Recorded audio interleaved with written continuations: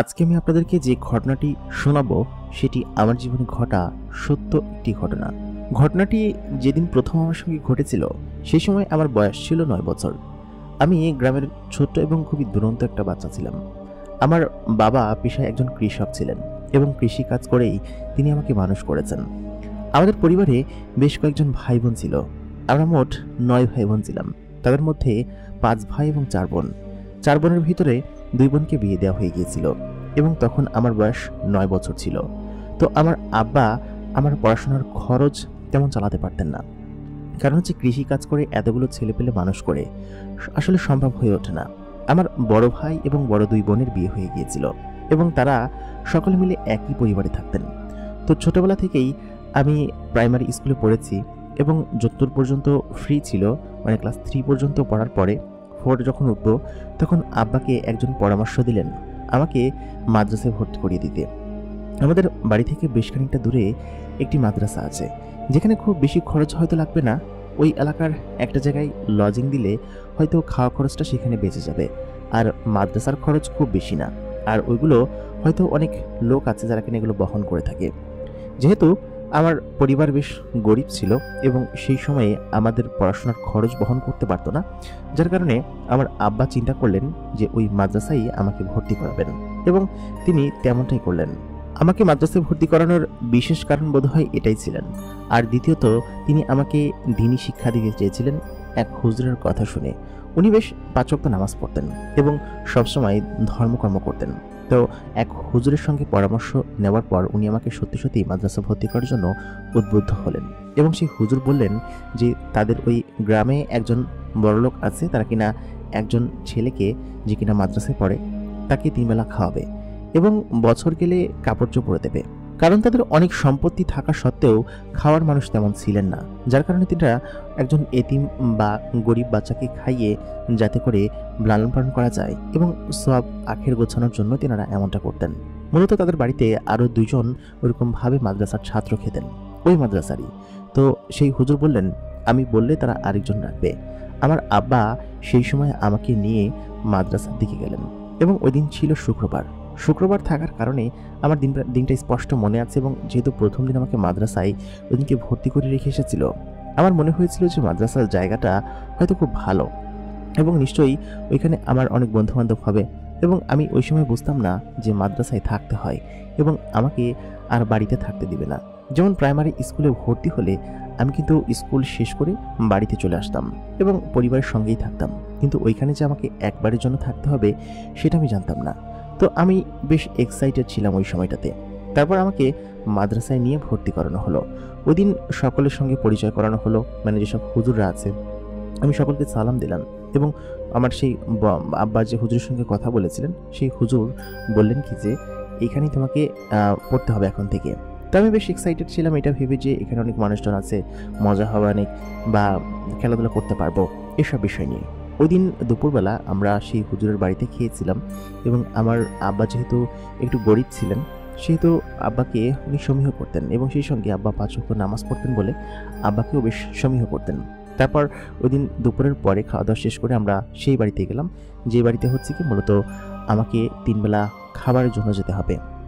বাড়িটা মাদ্রাসার পাশেই ছিল, তো যার কারণে ওইখান থেকে ওই বাড়ি পর্যন্ত যেতে পরবর্তীতে আমার কোনো সমস্যা হতো না। আর আমাদের মাদ্রাসার আরও 2 জন সিনিয়র ভাইরা ওইখানে নামাজ পড়তে যেতেন এবং খেতে যেতেন, মানে ওইখানের একটা মসজিদ আছে, সেই মসজিদে নামাজ পড়ে বেশিরভাগ সময় আমরা খেতে যেতাম আর ম্যাক্সিমাম টাইমই মাদ্রাসায় আমাদেরকে খাওয়ানো হতো। তো যাই হোক, ওই দিনকে রেখে আসার 2 দিন পরে, ওই দিনকে ভর্তি হয়ে আসার 2 দিন পরে আমাকে আব্বা ওইখানে রেখে আসলেন। তো আমি শুরুতে ভেবেছিলাম যে আমি বাড়িতে চলে যাব, কিন্তু আব্বা যখন আমাকে রেখে চলে গেলেন তারপরে আমি বুঝতে পারলাম যে এখানে আমার মতো আর অনেক বাচ্চা আছে যারা কিনা এখানে এরকমভাবে থেকে পড়াশোনা করে এবং মাদ্রাসার সিস্টেমটা এরকম। তো এর আগে তো আমি সকালবেলা এত ফজরের টাইমে কিন্তু আমার আব্বা আমাকে ডেকে কখনো তোলেনি, হয়তো সকালের আলো ফুটলে তখন উঠতাম, কিন্তু ওইখানে কড়া নিয়মের মধ্যে এবং চারিদিকে কোনো পরিচিত লোক ছিল না বলে আমার শুরুতে খারাপ লাগতে শুরু করলো এবং এত পরিমাণ খারাপ লাগতে শুরু করলো যে আসলে বলে বোঝানো সম্ভব না। গ্রামের একটা চঞ্চল ছেলে হঠাৎ করেই এরকমভাবে একটা বন্দি জায়গায় যদি চলে আসে তাহলে নিশ্চয়ই তার খারাপ লাগার কথা। তো প্রথম দিন এর পরের দিন একটু ভালো কেটেছে, কারণ হচ্ছে কি সবার সাথে পরিচয় হয়েছি, হুজুর তেমন প্রেশার দেয়নি। কিন্তু এর পরের দিন থেকে হুজুর আমাকে সেই গোড়া থেকে পড়ানো শুরু করলো এবং এক প্রকার অন্য রকমের প্রেশারের মধ্যে দিয়ে আমি গেলাম। যারা মাদ্রাসায় পড়াশোনা করেছে তারা আসলে এই বিষয়গুলো বুঝতে পারে। তো যাই হোক, আমি আমার ভীষণ মন খারাপ ছিল।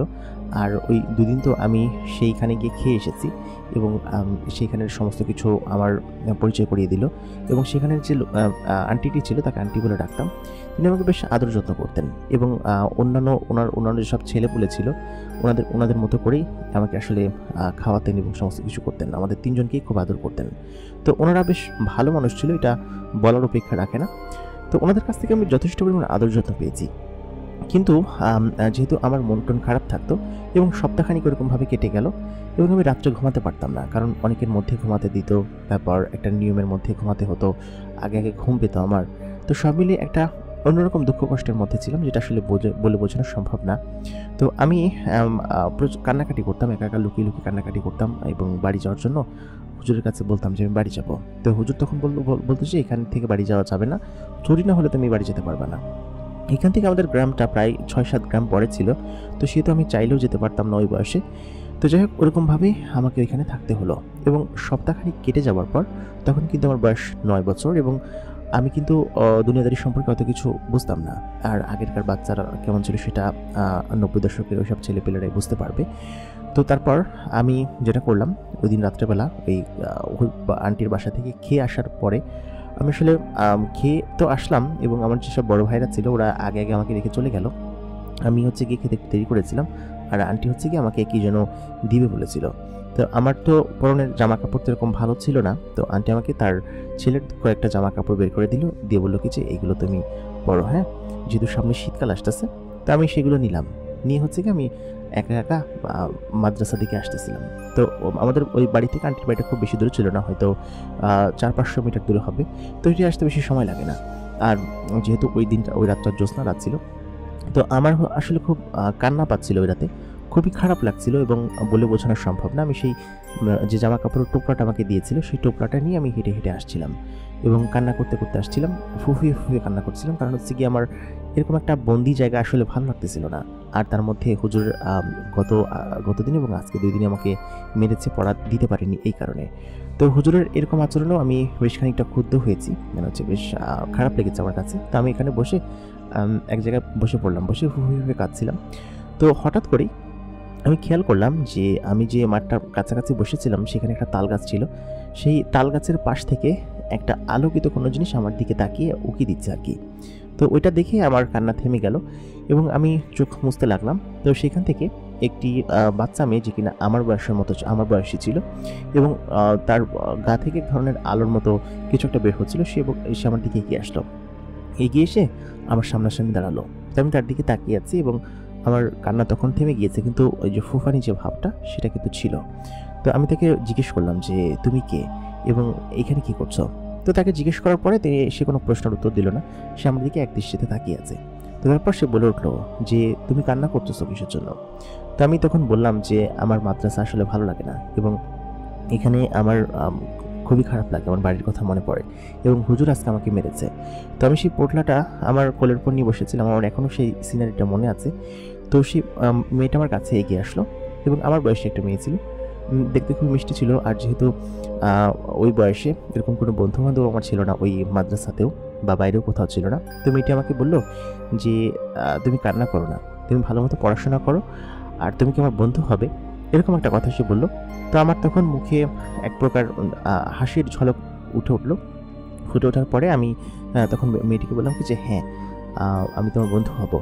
তো ও আমাকে বললো কি আচ্ছা ঠিক আছে, তাহলে তুমি এখন মাদ্রাসায় চলে যাও, তোমার সঙ্গে আবার কালকে এখানে দেখা হবে আমার, এবং আমরা প্রত্যেকদিন খেলা করব, হ্যাঁ।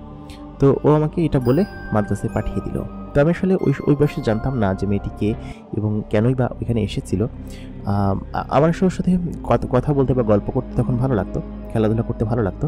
তো আমি মূলত হচ্ছে মাদ্রাসায় যখন ছিলাম ম্যাক্সিমাম টাইমই হচ্ছে গিয়ে আশেপাশের কোনো ছাত্রদের সঙ্গে আমার তেমন বন্ধুত্বপূর্ণ সম্পর্ক গড়ে ওঠেনি, কিন্তু ওই মেয়েটির সঙ্গে, যে কিনা আমার সঙ্গে সবসময় খেলতে আসতো, এটা ধারাবাহিকক্রমে আমি ঘটনা আপনাদেরকে বলছি। তারপর আমি ওর কথা শুনে মাদ্রাসায় চলে আসলাম। মাদ্রাসায় আসার পরে ওই দিন আমার আসলে ওর এরকম কথা শুনে আমার মন ভালো হয়ে গেল। তারপরে আমি মাদ্রাসায় ফিরে হুজুর আমাকে বলল কিছু দেরি হলো কিসের জন্য। তো আমি হুজুরকে দেখিয়ে বললাম আন্টি আমাকে কিছু কাপড় বের করে দিচ্ছিল, এই জন্য দেরি হয়েছে। তো হুজুর তেমন কিছু বলেনি এবং পরের দিন সকাল থেকে আমি আবার যেরকম ডিসিপ্লিন চলে সেরকম ডিসিপ্লিনভাবে আমি সব কিছু করতে লাগলাম এবং আমার আসলে ওই দিন থেকেই ভালো লাগা শুরু হলো পড়ালেখার প্রতি এবং মাদ্রাসায় থাকার প্রতি। কারণ প্রত্যেকদিন বিকেলবেলা মাদ্রাসার ছাত্ররা ছুটি পেত, সন্ধ্যা পর্যন্ত, আসরের নামাজ থেকে মাগরিব পর্যন্ত ছুটি পেত এবং ওই টাইমে হচ্ছে গিয়ে খেলাধুলার একটা সময় ছিল এবং সকলে খেলাধুলা করতো। তো এখানে আমি আমার এক নতুন বন্ধুর সাথে খেলছিলাম। একটা ব্যাট ছিল, সেই ব্যাট দিয়ে আমি ব্যাটিং করছিলাম আর হচ্ছে বল করছিল। আর অন্যান্য যেসব বাচ্চারা আছে ওরা ওদের মতো খেলছিল, বড় ভাইরা যারা ছিল মাদ্রাসার ওরা ওদের মতো করে খেলছিল। তো হঠাৎ করেই আমি যে পাশটায় খেলছিলাম ওই পাশটাই হচ্ছে গিয়ে একদম ভিটা টাইপের একটা জায়গা এবং খুবই ঘন জঙ্গল। এবং ওই জঙ্গলের ভিতরে আসলে কেউ যায় না আসলে, কারণ হচ্ছে গিয়ে খুবই ঘন জঙ্গল এবং বাঁশবাগান আছে, পাতা পুঁতি পড়ে আছে। তো ওই পাশ থেকে আমাকে আমার নাম ধরে ডাক দিল এবং নাম ধরে ডাক দেওয়ার পরে আমি বুঝতে পারলাম যে নিশ্চয়ই গতকালকে সে মেয়েটি এসেছে, কারণ এরকমভাবে নাম ধরে ডাক দেওয়ার আমার আর কেউ নেই, এখানে অন্তত পক্ষে কেউ ডাক দিবে না। তো আমি তখন ব্যাটটা ফেলে ওই জঙ্গলের দিকে হাঁটা শুরু করলাম। তো আমি দেখতে পেলাম যে ওই মেয়েটি আমাকে ইশারা দিয়ে ডাকছে জঙ্গলের ভিতর থেকে। তো আমি তখন জঙ্গলের ভিতরে ঢুকে যেতে লাগলাম। আসলে ওই জঙ্গলের ওই ঝাড়ের মধ্যে দিয়ে কেউ আসলে ঢোকে না ভিতরে, আর মাদ্রাসার এখানে একটা বাউন্ডারি দেওয়া আছে, বাউন্ডারির বাইরে কেউ যায় না। তো তখন আমার যেসব নতুন বন্ধু হয়েছিল মাদ্রাসায় ওরা বলতে লাগলো যে কিন্তু তুই কই যাচ্ছিস? তো বললাম কি যে আমি আসতেছি, ওই যে আমার এক বন্ধু ডাকতেছে আমাকে। তো ওরা তখন বললো কোথায়, কোন বন্ধু? আমি তো দেখতে পাচ্ছি না। তো আমি তখন বললো আরে তোরা কি কানা নাকি? ওই যে দেখ, ওই যে দাঁড়ায় আমাকে ডাকতেছে ইশারা দিয়ে। তখন ওরা বললো কি যে আরে কই, ও মনে হয় খেলবে না, সেই জন্যই বাহানা ধরছে, ব্যাটিং করে এখন চলে যাবা তাই না, বোলিং করে যাও। তা বললাম কি যে আমি আসতেছি, তোরা খেল, আমি বোলিং করবো, আজকে না পারলেও কালকে করে দেবো, ঠিক আছে? তো এটা বলে আমি এখান থেকে চলে আসলাম এবং সেই জঙ্গলের সেই ছোটো ছোটো ঝোপঝাড় পেরিয়ে আমি ভিতরে ঢুকে গেলাম। ঢুকে যাওয়ার পরে সেখানে একটা বিশাল বাঁশ ঝাড় ছিল, সেই বাঁশ ঝাড়ের গোড়ায় মেয়েটি দাঁড়িয়েছিল এবং ও আমাকে বললো যে তুমি কেমন আছো, এখন তো তোমার মন খারাপ নেই? আমি তখন বললাম কি যে না, এখন আমার মন খারাপ নেই এবং আমার খুব ভালো লাগছে, গতকালকে তুমি যেরকমভাবে আমাকে বলেছো, তাহলে এখন তুমি এখানে ডাকলে কিসের জন্য? চলো বাইরে যাই, ওইখানে গিয়ে খেলা করি। তো এই কথা বলার পর আমাকে হচ্ছে গিয়ে মেয়েটি বললো কি যে না, এখানে খেলা করি, ওইখানে মানুষজন আছে, আমি এখানে যেতে পারবো না। তো বললো আচ্ছা ঠিক আছে, সমস্যা নেই। তারপর আমরা দুজন বসে ওইখানে খেলাধুলা করতে লাগলাম এবং ও হচ্ছে কি একটা খেলনা নিয়ে এসেছিল, সেই খেলনাটা হচ্ছে কি এক ধরনের হাতির মতো কোনো একটা জিনিস দেখতে এবং ও আমাকে বললো কি যে এটা তুমি নিয়ে যাও। আমি বললাম এটা আমি মাদ্রাসায় রাখতে পারবো না, আমার আসলে রাখলে হুজুর দেখে ফেললে রাগ করবে হুজুর।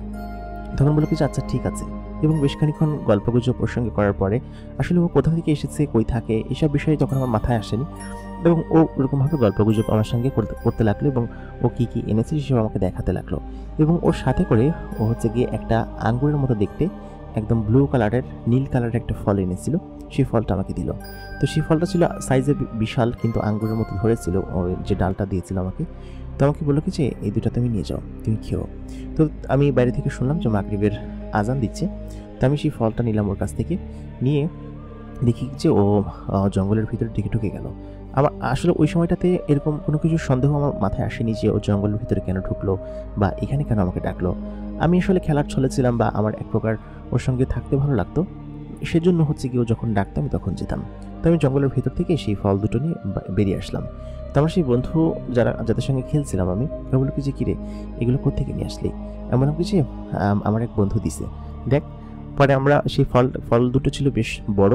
তো সেই ফল দুটো হচ্ছে কি আমরা যখন চারজন ছিলাম দুই ভাগ করে চারজনে দুইটা ফল খেয়ে ফেললাম আমরা এবং ফলটা এত সুস্বাদু ছিল, এত মিষ্টি ছিল, আমি এরকম ফলের আগে কখনো খাইনি। আসলে ওরা তখন বলতে লাগলো যে এই ফলগুলো কোত্থেকে নিয়ে আসছিস। তো আমি সেই বিষয়ে জানতাম না, যেহেতু আমার ওই বিষয় সম্পর্কে তেমন কোনো জ্ঞান ছিল না। তারপর যেহেতু আজান দিয়ে দিয়েছে আমি বললাম যে তাড়াতাড়ি চল, মাদ্রাসায় যেতে হবে, নাহলে হুজুর কিন্তু বকবে, তাড়াতাড়ি উজু করে নামাজ পড়তে বসতে হবে। তো আমি গিয়ে উজু করে নামাজ পড়তে বসলাম। যেহেতু আমার এর কয়েকদিন আগের সময়গুলো খুব খারাপ কাটছিল, কিন্তু ওই মেয়ে বন্ধুটা যে কিনা ওই দিন রাতে আমার সঙ্গে দেখা করেছে, ওই মেয়েটা আসলে আমার খুব ভালো লাগে এবং আমরা একসঙ্গে গল্প করি, খেলাধুলা করি, এটা আমার কাছে খুব ভালো লাগে। তো ওর জন্য হচ্ছে মূলত মাদ্রাসার শুরুর দিনগুলো আমার খুব ভালো কেটেছে। এবং ও কি করতো, এর পরের কয়েকদিন পরের ঘটনা, এর মাঝখানে কয়েকদিনও আসেনি। তোর জন্য আমি বসে থাকতাম বিকেলবেলা কখন আসবে, এবং ম্যাক্সিমাম টাইমে বিকেলবেলা আসতো এবং আমাকে এরকমভাবে ইশারা দিয়ে ডাকতো, এবং আমার বন্ধুরা বলতো তুই কই যাস এখানে। তো আমি তখন ওদেরকে বলতাম যে আমি যাই ভিতরে, আমি আসতেছি, সেই ফলগুলো নিয়ে আসতে যাচ্ছি। তো প্রত্যেকদিন আমাকে বিভিন্ন ধরনের ফলমূল দিত। তো এর এক সপ্তাহ পরের ঘটনা, আমি হচ্ছে কি রাত্রে শুয়ে আছি। তো আমাদের মাদ্রাসার যে নিয়মটা ছিল সেটা হচ্ছে সম্পূর্ণ একদম ঢালাই করা ফ্লোর ছিল, এবং সেই ফ্লোরের উপর একটা একটা করে বেড পাতা ছিল। তো আমাদের যে হেফজোখানার যে বেডগুলো ছিল সেই বেডগুলো ছিল হচ্ছে কি একদম কোণার দিকে জানালার সাইডে, আর বড় ভাইরা ওরা অন্য বিল্ডিংয়ে ঘুমাতো। তো আমাদের ছিল সে নিচের তলায়। তো আমি যে সাইডটায় ঘুমাতাম সেই সাইডটার আমার মাথার কাছে একটা জানলা ছিল। তো সেই জানলাটা ম্যাক্সিমাম টাইমে বন্ধ করেই ঘুমাতাম, কারণ হচ্ছে কি ভয় লাগতো এইটা ভেবে যে কোনো কিছু আসবে কিনা, ভূত টুতে ধরবে, এটা ভেবে বন্ধ করে রাখতাম। তো ওই দিন কী কারণের জন্য জানলা খোলা ছিল আসলে আমি নিজে খুলিনি, হয়তো আমি ঘুমিয়ে যাওয়ার পর অন্য কেউ খুলেছে। তো জানলা ম্যাক্সিমাম টাইম বন্ধ করে ঘুমাতো, আমরা বন্ধ করে ঘুমাতাম, বড় ভাইরা খুলে ঘুমাতো। তো আমি ওই দিনকে খোলা ছিল। তো অর্ধেক রাত্রে আমার চোখের উপর একটা আলো পড়ে। আমি যেহেতু এক বেডে শুতাম, প্রত্যেকটির আলাদা আলাদা একটা বেড আছে। তো একটা আলো পড়ে, সেই আলো পড়ার সঙ্গে সঙ্গে আমার চোখে ঘুম ভেঙে যায়। ঘুম ভেঙে গিয়ে দেখি আমার চোখের উপর একটা আলো পড়েছে। তাই তখন উঠে পেছন দিকে ফিরে দেখি ওই মেয়েটি জানালার গ্রিল ধরে দাঁড়িয়ে আছে। তো আমাদের যে বিল্ডিংটা ছিল ওই বিল্ডিংটা কিন্তু মাটি থেকে অনেকটা উপরে ছিল। ও জানালার গ্রিল ধরে দাঁড়িয়ে থাকবে এতটুকু লম্বা কিন্তু হয়নি, যেহেতু ওকে আমি দেখেছি আমার সামনেই লম্বা। তো আমি তখন বললাম তুমি এখানে উঠছো কীভাবে? ও তখন বললো এটা কোনো ব্যাপার না, চলো বাইরে চলো, আমরা খেলতে চাই। আমি তখন বললাম এখন কোথায় খেলতে যাবো, এখন তো রাত, এখন তো হুজুর বের হতে দিবে না। তখন মেয়েটি বললো কি যে তুমি এদিকে আসো, আমি তোমাকে বের করে নিয়ে আসছি, বাইরে বের হতে পারলে তো খেলতে যাবা। আমি বললাম আচ্ছা ঠিক আছে। ও আমাকে যা বলতো আমি সেটাই শুনতাম, এবং ও আমাকে হচ্ছে গিয়ে গ্রিলের কাছে আসতে বললো, এবং গ্রিলের কাছে আসলাম। ও জাস্ট আমার হাতটা ধরলো।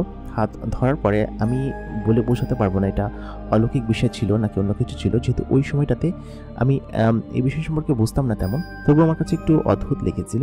কারণ হচ্ছে ও যখন আমার হাতটা ধরলো, হাত ধরার সঙ্গে সঙ্গে আমি দেখলাম যে ও ভিতরে চলে এসেছে আর কি। ও যে গ্রিলটা ভেদ করে একদম ভিতরে ঢুকে পড়েছে, এবং আমি তখন বললাম তুমি কীভাবে আসলে? ও তখন বললো এইগুলো আমার জন্য কোনো ব্যাপার না, আমি সবই পারি। তারপর যেহেতু আমাদের মাদ্রাসাটা দোতলা ছিল এবং তিনতলার কাজ চলছিল, তো তিনতলা হচ্ছে কি এক প্রকার ছাদের মতো জায়গা ছিল। তো ও আমাকে সিঁড়ি বেয়ে হচ্ছে তিনতলায় নিয়ে গেল, ছাদে নিয়ে গেল আর কি। ছাদে নিয়ে যাওয়ার পরে আমাকে বললো কি যে তুমি আমার হাতটা শক্ত করে ধরো আর চোখটা বন্ধ করো। এরপরে হচ্ছে কি ও যেটা বলতো আমি সেটাই শুনতাম, কারণ হচ্ছে ও যখনই আসতো তখনই আমার খুব ভালো লাগতো, এবং এখানে তখন আমার মনোনিবেশ এক প্রকার বসে গেল মনটা। তো তারপর ও হচ্ছে কি আমি যখন চোখ খুললাম, আমাকে চোখ খুলতে বললো। আমি দেখলাম কি যে আমি রাস্তার উপর দাঁড়িয়ে আছি, এবং আমাদের যে মাদ্রাসাটা সেটা অনেকটা দূরে, এবং সেটা দূর থেকে দেখা যাচ্ছে। প্রথম যেদিন যে রাস্তা দিয়ে আসার সময় সাথে দেখা হয়েছিল সেই রাস্তায়। তো আমি ওকে বললাম কি যেখানে আমি কীভাবে আসলাম। ও তখন বললো কি যে আমি কীভাবে আসলাম সেটা তুমি দেখবে না বলে তোমার চোখ বন্ধ করে রাখছি। তো ওর নাম ছিল হচ্ছে মরিয়ম। তো মরিয়ম আমাকে বলতে লাগলো যে ওই যে বড় যে জঙ্গলাটা দেখতেছো আর বড় তাল গাছটা দেখতেছো কয়েকটা সারি সারি, ওইখানে আমরা থাকি। তো আমি ভাবলাম হয়তো ওইখানে যে বাড়িঘরগুলো আছে ওইখান থেকে বেশ কয়েকটা দূরে বাড়িঘর আছে, আর তাল গাছের আশেপাশে কোনো লোকালয় নেই। তো আমি বললাম যে আচ্ছা। তো আমি ভেবেছি হয়তো বাড়িতে থাকি, কিন্তু ও যে তাল গাছ ইঙ্গিত করে দেখিয়েছে তখন আমি বুঝতে পারিনি। তো যাই হোক, ওই তাল গাছের কাছে ওর সঙ্গে আমার দেখা হয়েছিল প্রথম দিন। তো আমাকে নিয়ে হাঁটতে বের হলো, এবং ও আমাকে হাঁটতে হাঁটতে যেখানটায় নিয়ে গেল একদম মাঠের মাঝখানে, সেই মাঠের মাঝখানে একটা বড় গাছ আছে। ও বলে কি যে আমি এই গাছে মাঝে মধ্যে বসে থাকি। তো এই কথা বলার পর আমি বললাম কি যে তুমি বসে থাকো মানে তুমি কি গাছে উঠতে পারো?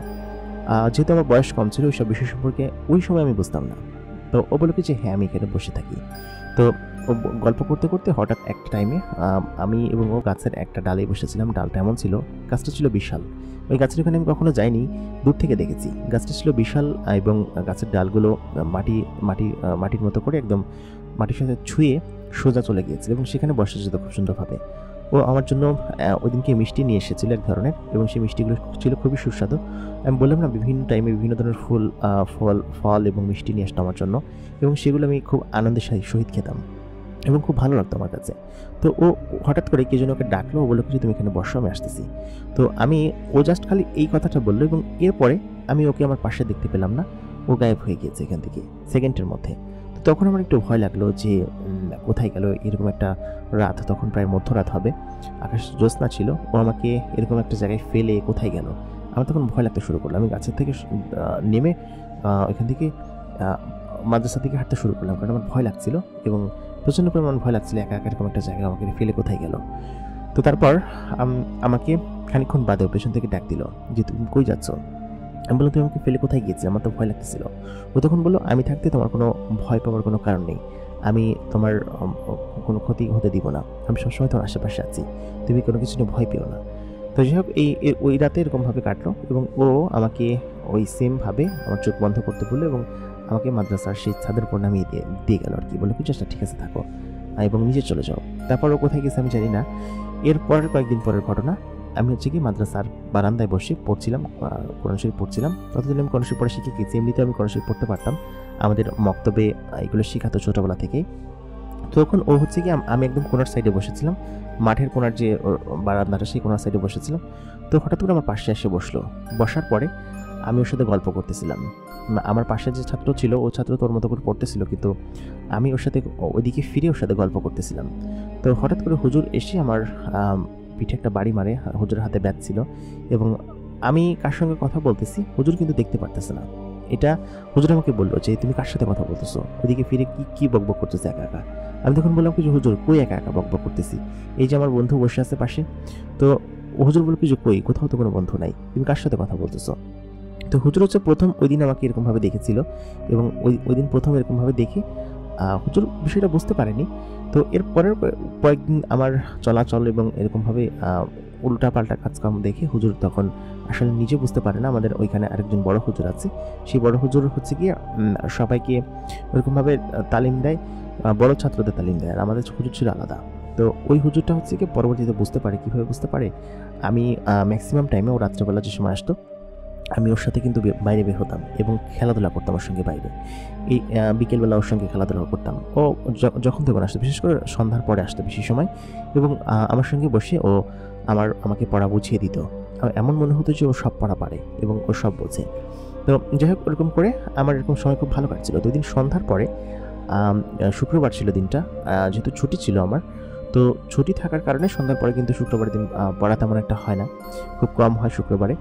তো আমি হচ্ছে কি বারান্দায় বসেছিলাম, বারান্দায় বসে আছি। তো ওই মেয়েটি তখন আসলো, মরিয়ম আসলো। মরিয়ম আসার পরে আমার সঙ্গে বসে গল্প করছিল, আমার সঙ্গে বসে হাসাহাসি করছিলাম। তো ওই টাইমে ওই জায়গা দিয়ে সেই হুজুর যাচ্ছিল এবং হুজুর যাওয়ার পরে সেই হুজুর আবার জিন দেখতে পেত। এটা হুজুরের একটা বিশেষত্ব ছিল, এটা অনেকেই জানতো এখানকার। তো সেই হুজুর আবার জিন দেখতে পেত এবং সেই হুজুর ওই মেয়েটিকে আসলে দেখে ফেলে এবং আমাকেও দেখে ফেলে। এবং আমি যে একটা মানুষ সেটা তো হুজুর বুঝতেই পারতেছে। আর বড় হুজুর আমাদেরকে চিন্তা না, ছোটো হিফজুখানার যেসব ছাত্ররা ছিল ছোটো ছোটো, ওদের সবাইকে তার চেনার পসিবল না। যে হুজুর আমাদেরকে পড়ে সেই হুজুরটা চিনত। তখন সেই হুজুর সেই মেয়েটিকে দেখে সঙ্গে সঙ্গেই দোয়া পড়তে লাগলেন এবং এক প্রকার দোয়ার কবজ দিয়ে সেই মেয়েটিকে বেঁধে ফেলতে লাগলেন। তো ওই বাচ্চা মেয়েটি যে কিনা একটা জিনের বাচ্চা ছিল, ওইটা আমি ওই দিনই জানতে পারি। এবং একটা জিনের বাচ্চা ছিল ওর যে কিনা, এবং তাকে বেঁধে ফেলার জন্য সে দোয়া পড়তে থাকে। তো সেই মেয়েটি তখন বুঝে ফেলে, যে কিনা একটা জিনের মেয়ে ছিল, সে বুঝে ফেলে বিষয়টা এবং বুঝে ফেলে সাথে সাথে সেখান থেকে গায়েব হয়ে যায় এবং হুজুর তাকে আসলে ধরতে পারে না। তো তখন হুজুর আমার কাছে এগিয়ে আসে যে তুমি ওর সঙ্গে বসে কী কথা বলতেছিলে এবং ও কী বলতেছিল তোমাকে। তখন আমি বললাম যে হুজুর ও হচ্ছে গিয়ে আমার বান্ধবী এবং ওর সঙ্গে আমি গল্প করি, ওর সাথে আমি ঘুরতে চাই। আমি সরল মনে সব কিছু হুজুরকে বললাম। তো হুজুর আসলে বিষয়টা বুঝতে পারছে যে আসলে এই মাদ্রাসার এর আগেও এরকম অনেক ঘটনা ঘটেছে যে অনেক জিনেরা ছাত্রদের সঙ্গে এসে তাদেরকে তুলে নিয়ে যায় বা তাদের সঙ্গে খারাপ আচরণ করে, অনেক ঘটনা আছে। আর হুজুর যেহেতু নিজেও জিন দেখতে পেত এবং জিনদের সঙ্গে আলাপ আলোচনা ছিল, তো হুজুর এরকম একটা বিষয় দেখে আমাকে আসলে তখন বলে কি যে তুমি ওর সঙ্গে আর কথা বলবো না, আর ও যদি আসে এরপর থেকে আমাকে জানাবা, ঠিক আছে। তো ওই দিনকে যে গেল, এরপরে প্রায় এক সপ্তাহখানিক আসেনি এবং এই এক সপ্তাহখানিক হুজুর আমাকে বলেছে যে আসলে জানাবা। আর আমি তো জানতাম না যে ওই মেয়েটা ছিল একটা, মরিয়ম ছিল একটা জিনের মেয়ে, এটা তো আমি জানতাম না। আমার ওই এক সপ্তাহ পরে হচ্ছে কি আমার আব্বা আমাকে ডাকে, কারণ হুজুরের মাঝখানেও একদিন আমার সঙ্গে ওই এক সপ্তাহ পরে আমার সঙ্গে কথা বলতে দেখেছে এবং আমার উপর নজর রাখতো হুজুর, এটা আমি জানতাম না, কথা বলতে দেখেছে। কারণ মাঝখানে এক সপ্তাহ আসেনি, আমি ওর সাথে বসে কথা বলতেছিলাম, কী ব্যাপার তুমি আসো না কেন এক সপ্তাহ। ও প্রায় প্রতিদিনই আসতো, আবার অনেকদিন একদিন পরে আসতো। তো ওই দিন হুজুর আবার দেখে ফেলে, দেখে আসলে বুঝতে পারে যে ওই মেয়েটি নিশ্চয়ই আমার কাছে কিছু চাই, জিনের মেয়েটি, এবং আমাকে নিশ্চয়ই জিনে আচর করেছে। এটা হচ্ছে আমার আব্বাকে বলে, এবং আমার আব্বা হচ্ছে কি আসার পরে সেই হুজুর ওনাকে বলে কি যে আপনার ছেলের উপর একটা জিনের আচর আছে এবং সেই জিনটি আপনার ছেলেকে নিয়ে যেতে চায়। এই কথা বলার পর তো আমার আম্মা এবং আব্বা দুজনে কান্নাকাটি শুরু করে এবং বলে কি যে মাদ্রাসা আমি রাখবো না, আমার ছেলেকে আমি নিয়ে যাব। আর আমি যেহেতু সবার ছোট ছিলাম, তো সেহেতু আমাকে আম্মা বেশি আদর করতো, আর আব্বা গরিব হলেও আমাকে বেশ আদর যত্ন করতো। তো এই বিষয়টা হচ্ছে কি আমার পরিবারের সকলে জেনে যায় যে আমার উপর একটা জিনের ছায়া আছে এবং জিনের আচর আছে। তো ওই দিনকে আব্বা আমাকে বাড়িতে নিয়ে যায় এবং হুজুর বলে কি যে আপনার ছেলেকে বাড়িতে নিয়ে কোনো কাজ হবে না, মাদ্রাসায় থাকলে বরং সেফ থাকবে। আপনি তো বলতেছেন যে মাদ্রাসায় পড়াবেন না, মাদ্রাসা থেকে হোক আর যেখান থেকে হোক আপনার ছেলের উপর সেই জিনটা ভর করেছে, সেটাকে মেয়ে জিন, এবং বাড়িতে নিয়ে গেলে সেটা খুব একটা ভালো হবে না। আমি একটা তাবিজ দিয়ে দিচ্ছি, তাবিজটা ওকে ওর ডান হাতে বেঁধে রাখবেন এবং যেন তাবিজটা না খোলে যতদিন আপনি রাখবেন বাড়িতে, কারণ এর মাঝখানে কোনো কিছু একটা ঘটে গেলে কিন্তু সেটা দায়ভার আমরা নিতে পারবো না। তো ওই দিনকে আমি বুঝতে পারি যে ও আসতো না, এটার জন্য আমার খুব খারাপ লাগতো, এবং মাদ্রাসা থেকে আমাকে বাড়িতে নিয়ে যায়। এবং নিয়ে যাওয়ার পরে আমার কিন্তু খুব খারাপ লাগতো, কারণ হচ্ছে গিয়ে ও আমাদের বাড়িতে যাওয়ার পরে 4 দিন কেটেছে, 4 দিনও আসে না। যেহেতু ছোটো ছিলাম, আমার ভালো বন্ধু বলতে ওই মরিয়মই ছিল, এবং মরিয়মের সাথে আমার খুব ভালো জমতো।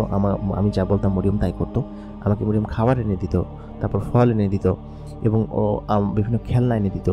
এগুলো দেখে আমার খুব ভালো লাগতো মরিয়মের সাথে। অন্য কোনো বন্ধু কিন্তু এরকমটা কখনো করেনি, শুধু তাদের প্রতি এত পরিমাণ আবেগ বা ভালোবাসা আসবে না। তো আমি আব্বাকে বললাম যে আব্বা আমি মাদ্রাসায় যাব। তো আব্বা বললো কি যে তোর মাদ্রাসায় যেতে হবে না, তুই এখন থেকে এখানেই থাকবি, আর মাদ্রাসায় গেলে তোকে ওই জিনটা তুলে নিয়ে যাবে। আমি যখন বললাম কিছু কই জিন, ও কোনো জিন না, ও আমার খুব ভালো বন্ধু। তো আমি জানতাম যে ওই সময় বুঝতাম যে ও হয়তো কোনো খারাপ কোনো কিছু না, কারণ আমাকে যে এত পরিমাণ জিনিসপাতি এনে দেয়, আমাকে সবসময় বিভিন্ন জায়গায় নিয়ে যায়, নিশ্চয়ই খারাপ হতে পারে না, আমি বিশ্বাস করতাম এটাই। এবং আব্বা বললো কি যে না, ও হচ্ছে কি একটা খারাপ জিন এবং তোকে নিয়ে যাবে। তো আমি আব্বার সাথে এক প্রকার কান্নাকাটি শুরু করলাম যে আমি মাদ্রাসায় যাব, আমি ওইখানে ওর সঙ্গে দেখা করব, আমার খুব ভালো বন্ধু, ওর সঙ্গে খেলাধুলা করব।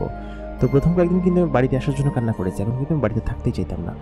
তো যাই হোক, ওই দিন রাত্রেবেলা আসলে আমার হাতে যে তাবিজ বেঁধে দিয়েছিল, তাবিজের কারণে যে আসতে পারতেছিল না সেটা আমি বুঝতে পারিনি, এবং এক প্রকার সেই তাবিজটা হচ্ছে কি আমি ওই দিন রাত্রে খুলে ফেলি, পঞ্চম দিন রাত্রে আমি খুলে ফেলি, এবং খুলে ফেলার পরে ওই দিন রাত্রে হচ্ছে কি মরিয়ম আমার কাছে আসে।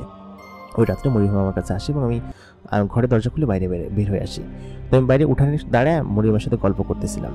তো ওইটা আবার আমার আব্বা দেখে ফেলে, আমি যে উঠছি সেটা আব্বা টের পেয়ে যায়।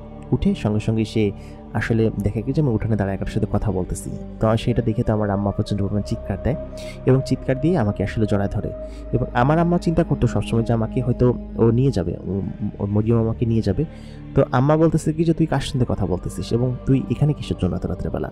তবে তখন বললাম কি যে আম্মা মরিয়মের সাথে কথা বলতেছি, মরিয়ম আমাকে খেলতে ডাকতেছে।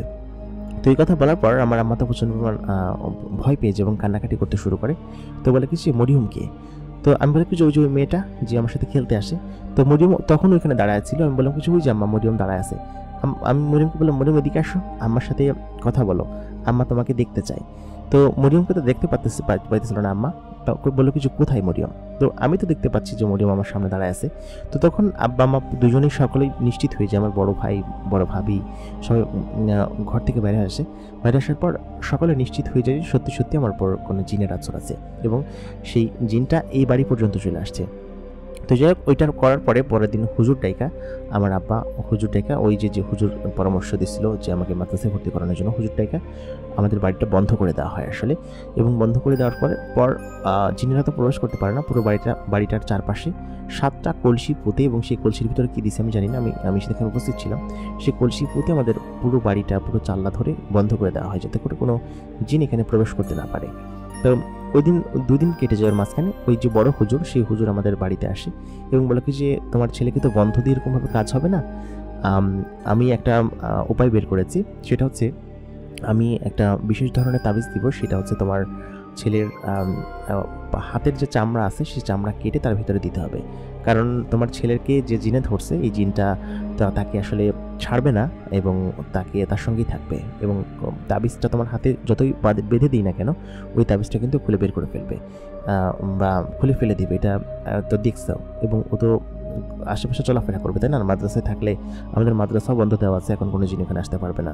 তো এই কথা বলার পর আমার আব্বা তখন রাজি হয়ে যায় এবং আমাকে ডাক্তার বাড়ি নেওয়া হয়। এবং ডাক্তার বাড়ি নিয়ে আমার জ্ঞান ছিল না কী করেছে আমার সাথে, তাও আমি জানি না। আব্বা আমাকে বলে যে আমি পড়ে গেছিলাম এবং পড়ে গিয়ে আমার কেটে গেছিলো, কেটে যাওয়ার পরে সেলাই দিছে। তো আসলে যে আমার হাতের ডানা কেটে ওখানে এক ধরনের তাবিজ পরানো হয়েছে সেটা আমি জানতাম না, এবং এটা আমার কোনো চিন্তার মধ্যেও ছিল না। এটা আমি পরবর্তীতে বুঝতে পারি যখন আমি একটু বড় হই। তো যাই হোক, ওই ঘটনার পরে আমাকে আবার মাদ্রাসায় পাঠানো হয়। তো আমি মাদ্রাসায় কিন্তু গিয়ে আবার ভর্তি হই পুনরায়, এবং সেইখানে আমি আবার পড়াশোনা করতে শুরু করি। তো এরকম করতে করতে একটা পর্যায়ে আমি মরিয়মের কথা মনে হতো আমার, ম্যাক্সিমাম দিনে আমার বলতাম যে মরিয়ম কেন আসে না। মরিয়ম আমাকে বেশ কিছু গিফট দিয়েছিল, তার মধ্যে একটা জিনিস ছিল যে একটা মাটির তৈরি খেলনা, এবং সেই খেলনাটা কী ধরনের খেলনা ছিল আমি বলতে পারবো না। আমি এরকম কোনো জন্তু বা এরকম কোনো জিনিসের আগে কখনো দেখিনি। এক ধরনের অদ্ভুত ধরনের জন্তু, তার 8টা-9টা পা এবং মুখমণ্ডল দেখতে খুব অদ্ভুত, এবং সেই সাথে আমাকে একটা মুখোশ দিয়েছিল। মুখোশটা আমার মুখের আদতে তৈরি আর কি, এবং ওর কিছু ব্যবহার্য জিনিস আমাকে দিয়েছিল। তার মধ্যে চিরুনি ছিল একটা, যে চিরুনি দুটা মাথা আঁচড়াতো, এবং মরিয়মের কিন্তু চুল অনেক বড় বড় ছিল। তো এগুলো আমি খুব যত্ন করে আমার ট্রাঙ্কের ভিতরে রেখে দিয়েছিলাম। তো এর মাঝখানে বেশ কয়েক বছর কেটে যায়, কারণ হচ্ছে মাদ্রাসায় আমাকে তো এখানে পড়তেই হতো, আর আমার হাতের ভিতরে যেরকমভাবে রেখে দিয়েছে সেই বিষয় সম্পর্কে কিন্তু আমি একদম অজ্ঞ ছিলাম। আমি জানতাম না আসলে আমার হাতের ভিতরে অপারেশন করে তাবিজ ভরা হয়েছে, এবং হুজুর এবং আমার আব্বা মিলে সেটা করেছে। তো যাই হোক, পরবর্তীতে আমার মাঝখানে প্রায় 8-9 বছর কেটে যায়, আর একটু বেশিও হতে পারে, আমার আসলে খেয়াল নেই, 8-9 বছর কেটে যায়।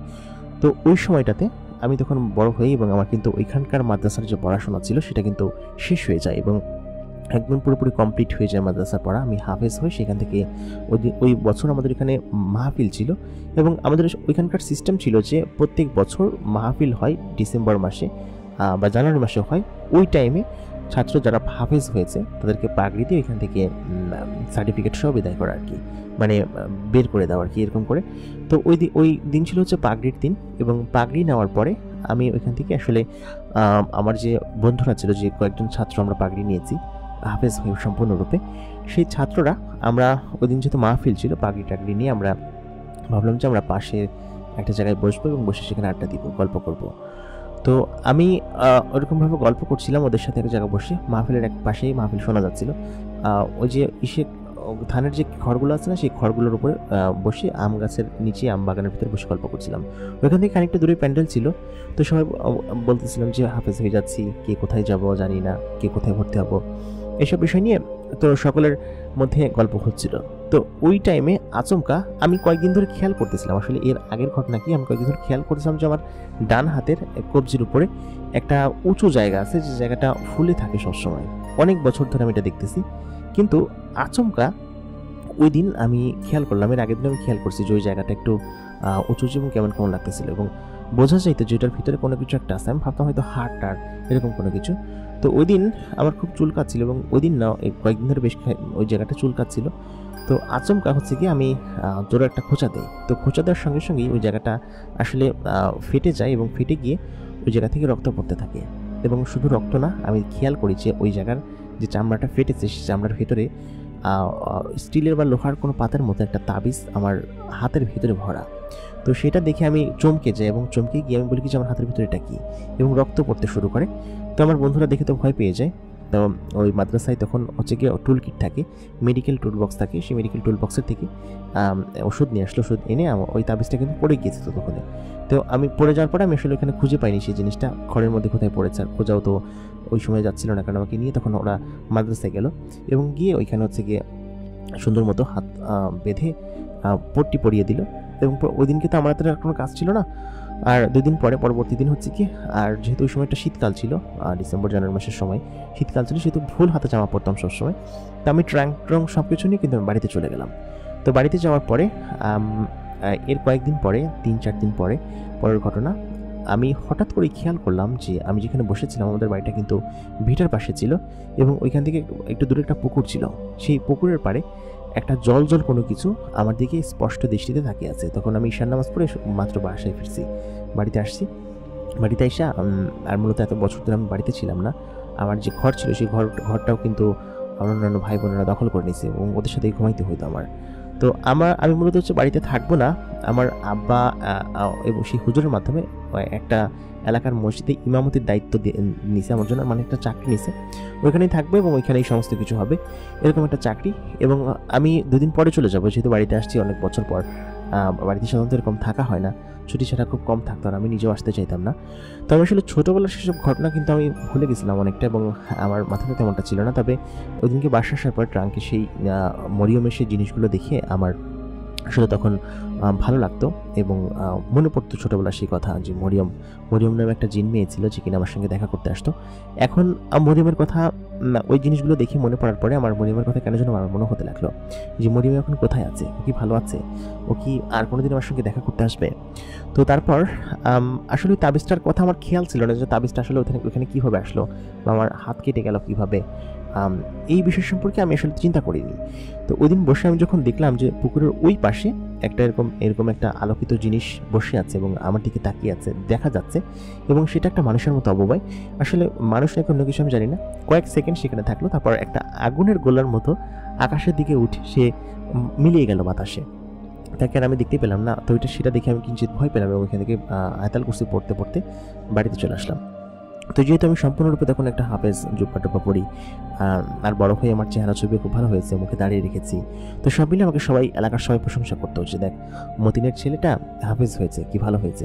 তো যাই হোক, এই প্রশংসা আমার কাছে খুব ভালো লাগতো, এবং সব মিলিয়ে 2 দিন পরে আমি এখান থেকে সমস্ত কিছু নিয়ে আমি চলে আমাদের যে উপজেলা ছিল সেই উপজেলার পাশের উপজেলা একটা মসজিদ ছিল, সেই মসজিদে মূলত আমার সেই নামাজ পড়ানোর যে মসজিদটা ছিল সেখানে নামাজ পড়াতে হবে, এবং ছোটোখাটো যেসব বাচ্চারা আছে ওদেরকে ফজরের পরে মক্তবে পড়াতে হবে। তো এইসব বিষয়তে আমার জন্য কোনো বিশেষ কিছু ছিল না। তো ওই সময় হচ্ছে কি আমাকে বেতন দিত। আমার ঘটনা, আমি যখন ওইখানে মাদ্রাসায় ভর্তি তখন 2008 সালের ঘটনা। তো মাদ্রাসায় মসজিদে পড়ানো শুরু করি এবং মক্তবে পড়ানো শুরু করি। তো দিন যাওয়ার পরে আমি নামাজ পড়লাম, নামাজ পড়িয়ে পরের দিন মক্তবে পড়লাম। তো এর পরের দিন থেকে আমার সাথে ঘটনাটা ঘটতে শুরু করলো পুনরায় আবার সেই আগের মতো। বলতে আমি পরবর্তীতে বুঝতে পারি যে আগের মতো সেই ঘটনাগুলো আমার সাথে ঘটছে। তো আমি তখন শুয়েছিলাম, ওই মাদ্রাসার পাশেই ছোট্ট একটা ঘর ছিল, সেই মসজিদের পাশে ছোট্ট ঘর ছিল, সেই ঘরের মধ্যে আমি থাকতাম।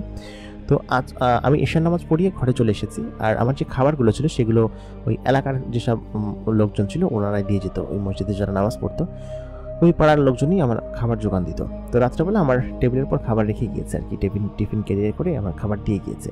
তো আমি ঈশার নামাজ পড়ে সাধারণত খাই, খেয়ে তারপর একটু হাঁটাচলা করে ঘুমিয়ে পড়ি। তো আমি তখন খাচ্ছিলাম, খাওয়ার এক পর্যায়ে আমি খেয়াল করলাম যে আমার জানালাটা আচমকা বাড়ি মেরে উঠলো, ওইখানকার যে রুমের জানালা ছিল আচমকা বাড়ি মেরে উঠলো। শুধু জানালা নয়, দরজাতে তারপর টোকা পড়তে লাগলো। তো আমি হাতটা ওরকম এটা অবস্থায় আমি দরজাটা গিয়ে খুলে দেখি বাইরে কেউ নেই, কিন্তু আচমকা একটা অদ্ভুত ফুলের ঘ্রাণ আমার নাকে আসতে লাগলো। আমি আসলে বুঝতে পারছিলাম না যে কিসের সুঘ্রাণ আমার নাকে আসছে বা কেন বা আসছে, এটা আমি বুঝতে পারছিলাম না। এবং এত সুন্দর ফুলের সুঘ্রাণ তো এই 2 দিন এসেছি, রাত্রেবেলা তো পাইনি। তো কে টোকা দিল, আমি কে বললাম, কিন্তু কেউ কোনো উত্তর দিল না। তো আমি আবার সেই দরজাটা বন্ধ করে আমি আবার খেতে লাগলাম। খানিকক্ষণ বাদে আবার দরজার টোকা পড়তে লাগলো মিহি করে। আমি আবার দরজার কাছে গেলাম, কিন্তু কাউকে দেখতে পেলাম না। আমি তখন খানিকটা রেগে গিয়ে বললাম যে কে এরকমভাবে দুষ্টুমি করতেছো আমার সাথে, কে তোমরা, আমাদের ধরতে পারলে কিন্তু খবর আছে, এটা বলে আমি চলে আসি। তো ওর খাওয়ার ওই মাঝখানে আর কোনো টোকা পড়েনি। আমি খাওয়া দাওয়া কমপ্লিট করে সাধারণত আমার আগে ঘুমাতে হতো, কারণ ফজরের সময় উঠে আজান দিতে হতো, আজান দেওয়ার নামাজ পড়াতে হতো, আগে উঠতে হবে আমার। তো সেটা চিন্তা করে আমি শুয়ে পড়লাম। শোয়ার খানিকক্ষণ বাদে সেই ঘ্রাণটা খুবই তীব্রভাবে আমার নাকে এসে লাগতে লাগলো। যেহেতু দরজা জানালা খোলা থাকতো এবং শীতের টাইমে জানালা বন্ধ করে রাখতাম আমি, কিন্তু ওই দিনকে একটু খোলা রেখেছিলাম, কারণ হচ্ছে গিয়ে খোলা থাকলে ঘুমাইতে আরাম হয়। আমার আবার একটা অভ্যাস ছিল যে একটু বেশি ঠান্ডা না পড়লে আমার ঘুমাইতে ভালো লাগে না। তো লেপের ভিতরে আমি জানালা কিঞ্চিত খুলে রেখে তারপর ঘুমাতাম। তো শীতের সময় কিন্তু সবাই জানালা বন্ধ করে ঘুমায়, তো আমি কিঞ্চিত খুলে রাখতাম। তারপর আমি খেয়াল করলাম সেই জানালাটা পুরো ফাঁকা হয়ে গিয়েছে এবং জানালার বাইরে সেই আলোকিত জিনিসটা অবয়বটা দাঁড়িয়ে আছে। তো এটা দেখে আমি আচমকা ভয় পেয়ে আমি কম্বল টম্বল সব সরিয়ে উঠে বসে পড়লাম। বসে বুকে থুতু নিলাম এবং আয়াতুল কুরসি পড়লাম এবং দোয়া কালাম পড়তে লাগলাম যে কী রে ভাই, এই জিনিসটা কী এবং এটা আমি কেন দেখতেছি। তো আমি খেয়াল করলাম সেই জিনিসটা আর নেই সেখানে। তো ওই দিন রাতে জাস্ট এতটুকুই দেখছি। এর পরের দিন রাত্রেবেলা সেম কাহিনী। আমি খেয়াল করলাম যে আমার জানালা থেকে খানিকটা দূরে ওরকম একটা সাদা বাবা দাঁড়িয়ে আছে। তো সেটা দেখে ওইদিনকে আমি আচমকা একটু ভয় পাই। ভয় পেয়ে আমি আসলে কী করবো বুঝতে পারতেছিলাম, এটা আমার মনের ভুল নাকি নতুন জায়গায় এরকমটা হচ্ছে। তো আমি ভাবলাম যে জানালাটা বন্ধ করে ঘুমাই, যেহেতু আমি জানালার বাইরে সব দেখতেছি। তো আমি জানালা বন্ধ করে ঘুমালাম এবং সমস্ত কিছু বন্ধ করে পরের দিন রাতে ঘুমালাম। তো ঘুমানোর পরে আচমকা ঠিক রাতের 1টার দিকে আমার ঘুম ভেঙে গেল। সাধারণত এরকমটা কখনো হয় না যে মাঝরাতে আমার ঘুম ভেঙে যায়, এমনটা হয় না। তো আমি ঘুম ভেঙে আমার পায়ের কাছে দেখি সেই আলোটা বসে আছে এবং সেটা দেখে আমি আচমকা ভয়ে উঠে পড়ি। উঠে আমি আয়াতুল কুরসি পড়তে লাগি এবং বেশ খানিকটা ভয় পেয়ে গেছিলাম, বুক ধড়ফড় করতেছিল। তো তখন সেই আলোটা সেখান থেকে সরে যাচ্ছিল না এবং সে আমার দিকে তাকিয়েছিল এবং যে আলোটা, সেই আলোটা একটা মানুষের অবয়বের মতো। এবং এখন আমি স্পষ্ট বুঝতে পারলাম যে এনার গা থেকে সেই সুঘ্রাণটা আসতেছে এবং মেয়েটি একটা মেয়ে, মানে যে অবয়বটা সেটা একটা মেয়ে এবং মেয়েটি একটা সাদা রঙের বোরকা পরে আছে এবং তার চোখ দুটো দেখা যাচ্ছে। তো আমি তাকে জিজ্ঞেস করলাম যে আপনি কে এবং আপনি এখানে কি করতেছেন, এই রুমের ভিতরে আপনি ঢুকলেন কিভাবে? তো এই কথা বলার পর মেয়েটি বলে উঠলো যে হুরায়রা, তুমি কেমন আছো? এই কথা বলার পর আমি বললাম কি যে আপনি আমার নাম কিভাবে জানলেন? তো আমি আসলে সম্পূর্ণরূপে অবাক হয়ে গেলাম যে মেয়েটি আমার নাম কিভাবে জানলো।